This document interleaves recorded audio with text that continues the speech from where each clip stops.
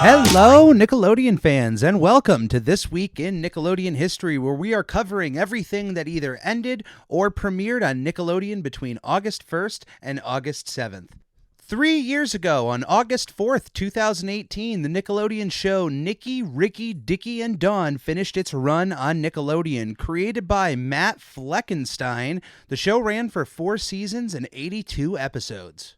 6 years ago, on August 3rd, 2015, Alvin and the Chipmunks premiered on Nickelodeon. Of course, based off of the long-running children's entertainment franchise, Alvin and the Chipmunks.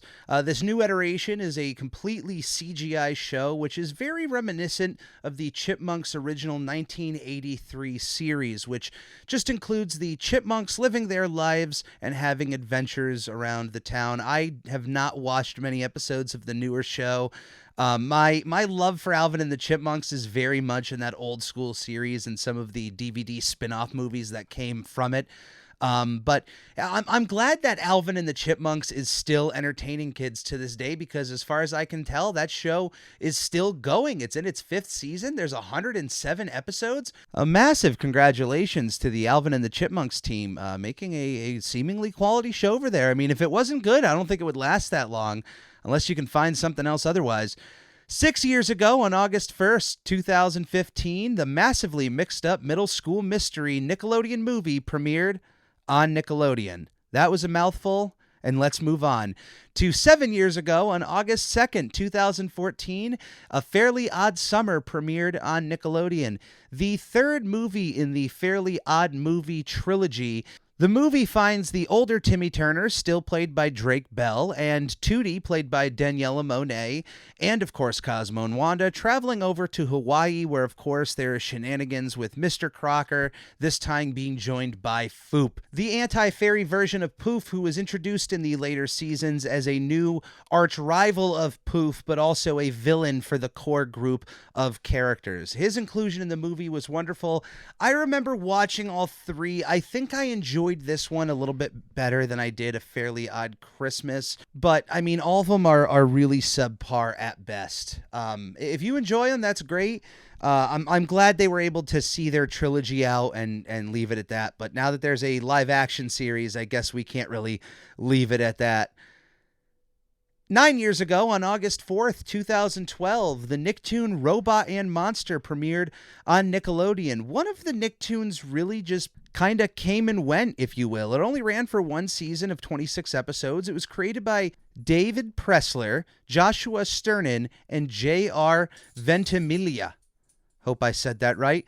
I remember watching a few episodes, and it didn't click with me 100%, but I also didn't hate what I was watching. I figured there'd be an audience for this, but it found itself very quickly just in very random parts of the time slots, and new episodes would be like premiering at like 6 a.m. And when that happens, it's just what is going on at that point. But all of the show is available on Paramount Plus and on Pluto TV as well. It airs on the Nick Jr. part of Pluto TV, so check out Robot and Monster. There might be something fun there. It might be a hidden gem.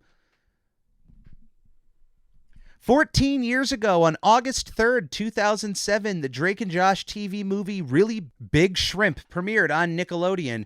This episode TV movie is technically the series finale for Drake and Josh. It was written as the series finale. It was kind of made to be the finale for the show. The entire end result of the show is pretty much the entire cast of characters outside of the premiere movie theater watching Drake perform his song. But unfortunately, it aired out of production order, and the episode's helicopter and dance contest aired after Really Big Shrimp. But if you do watch this is really the finale of the show. Of course, they would go back to the show a few years later to make another TV movie, Merry Christmas, Drake and Josh, to kind of complete their little TV movie trilogy there. A nice bow on the end of Drake and Josh. I'm going to treat talking about this episode as the series finale, and it's a nice episode. We really get to see this kind of dynamic of Drake and Josh to fruition, from Josh being his manager and scoring him a really big deal to that deal kind of messing up with what Drake was looking to happen, and kind of what can happen with Hollywood and the dangers of contracts and meeting people and not being able to trust everyone you see. It's certainly a great story, and I think it's a wonderful episode to end on for the show. 15 years ago, on August 6, 2006, the original run of Blue's Clues came to an end on Nickelodeon. Of course, the show started all the way back on September 8th, 1996, with Steve as the host. Steve went up until 2002, in which he was replaced by Joe, who was played by Donovan Patton, who played the character for the next 4 years until the finale in 2006. Both hosts would obviously come back for the revival of the show as characters that live amongst the others in this world, but are not necessarily the main characters. The legacy of Blue's Clues just lives on. The new show is absolutely wonderful.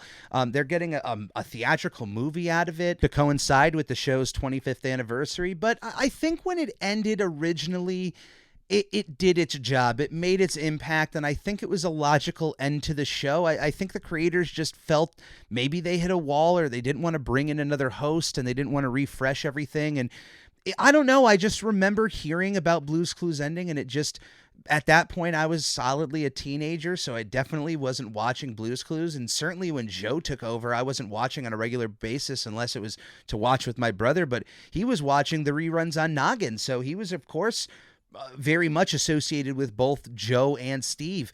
But yeah, by the time I heard that it was ending, it felt like it ran its course. But also, when I heard it was being brought back, I thought it was just a logical show to bring back in this world where reboots and remakes are plentiful. 16 years ago, on August 1st, 2004, Rugrats finished its initial run on Nickelodeon. August 1st, 2004 is, in my opinion, the true end of the golden era of Nickelodeon. That 90s era that started on fire with the Nicktoons and Nickelodeon Studios that just took Nickelodeon to new heights throughout the 90s. Most of the 90s shows had ended by this point. The ones that were left were pretty much ones that either aired in 1999, like SpongeBob, and one, because it's 1999, they still closely keep those characters to the 2000 era. So as far as like 90s shows go, there weren't many left around, and Rugrats was still kicking. They had 3 theatrical films, all of which were varying degrees of success.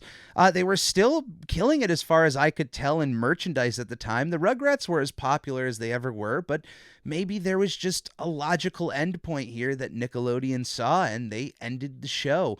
172 episodes, 322 separate segments of 9 seasons, created by Arlene Klasky, Gabar Chupo, and Paul Germain. It's one of the greatest television shows of all time, animated or otherwise. With its 13-year run on Nickelodeon, it ties with King of the Hill as the 8th longest running American animated television series. 17 years ago, on August 1st, 2003, My Life as a Teenage Robot premiered on Nickelodeon. Created by Rob Renzetti, the show ran for 3 seasons and 40 episodes, and is one of the shows that actually has its beginnings all the way back in Oh Yeah Cartoons, that aired the pilot My Neighbor is a Teenage Robot, which aired on January 5th, 1999. Technically, Jenny, XJ9, is a 90s Nicktoon in some way, shape, or form, because as much as she looks differently from her pilot self, I mean, it's not that much of a difference. The show is the story of Jenny Wakeman, a robot in a series of robots following the XJ line. So she is XJ9, but she prefers to go by a more human-sounding name of Jenny Wakeman. She was created by her mother, Dr. Nora Wakeman, who keeps her in secrecy in her home and doesn't let her out of the house, even though she's pretty much built like a teenager and has the mindset of a teenager and has the same desires as a teenager, but is a robot. Eventually, through her next door neighbors, Brad and Tuck, she is not only eventually allowed out of the house, but is allowed to be a part of society in some way, shape, or form. And we get to follow her adventures through both trying to be a robot in school, trying to be a teenager in high school, trying to save the world at the same time that her schoolwork has to be done. There's a lot of things that happen in this show, and it is fairly entertaining from beginning to end. Unfortunately for whoever was in charge during this time at Nickelodeon, they really bungled this show in so many ways. Even though the show only had 3 seasons of 40 episodes, the show technically didn't end until May 2nd, 2009, when its final episode finally aired on television, this time on the Nicktoons network. This show was just a lot of hot and cold start and stop pushes of, hey, we have a bunch of new episodes, and then you wouldn't see some for a couple months, and then it would come back in a completely different time slot, sometimes even airing new episodes early in the morning or late at night, which may have not exactly happened to my life as a teenage robot, but was certainly par the course for a lot of shows that suffered the same fate. Fortunately for the show, I think in repeat viewings, home media, streaming services, My Life as a Teenage Robot has been able to find the cult audience it deserves, because it is one of the more unique looking and feeling shows that Nickelodeon has under its belt and deserves to shine in the sun a little bit. And lastly, this week, 23 years ago, on August 3rd, 1998, the show You're On premiered on Nickelodeon. This was a game show that was very similar to Candid Camera, except it was presented by Phil Moore. That's right, Phil Moore from Nick Arcade. The show lasted 1 season of 26 episodes and quickly ended its run on October 4th, 1998. It's crazy because when I saw the year come up for this of 1998, I thought to myself, I don't remember seeing this on Nickelodeon at all, like ever. And it took me a while until I looked up some footage and then remembered seeing footage of this from Nick Gas when that was a channel that my father had. So I don't remember catching this on Nickelodeon. I definitely remember catching it on Nick Gas, but maybe like 2 episodes. It was not enough for me to get hooked on for a game show. And it doesn't look like I was the only one, being that it only ran for 1 season.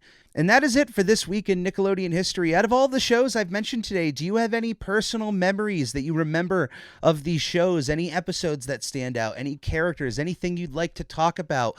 Discuss those in the comments below. I appreciate you listening in, and we'll see you here next week. On the Lord Hut, here a hut, Nick. On the Lord Hut, here a hut, Nick. On the Ricky Ticky Low, while living #1 Nickelodeon.